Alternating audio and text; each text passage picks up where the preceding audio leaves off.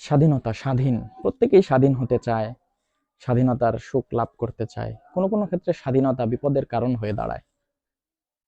নাটায়ের সাথে সুতোটা থাকে বোধহয়, ঘুড়ি কিন্তু অনেক উপরে উড়ে, আকাশে উড়ে বেড়ায়। তো ঘুড়ি একদিন চিন্তা করলো যে এই সুতোর সাথে থাকার কারণে আমি স্বাধীনভাবে যেখানে সেখানে যেতে পারি না, উঠতে পারি না।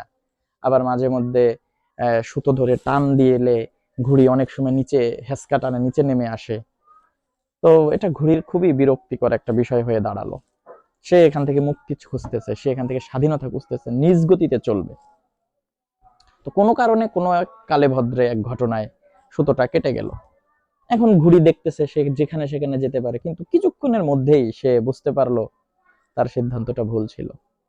সে এখন বিভ্রান্তের মতো ঘুরতে ঘুরতে, উদ্ভ্রান্ত হতে হতে এক গাছের কোনায় এক ঠোকর খেয়ে হয় কোনো গাছে ঝুলে রইলো, না হলে কোনো পানিতে পড়লো, না হলে কোনো দুষ্ট ছেলে পেলে তাকে নিয়ে গিয়ে আবার রশিতে বেঁধে দিল।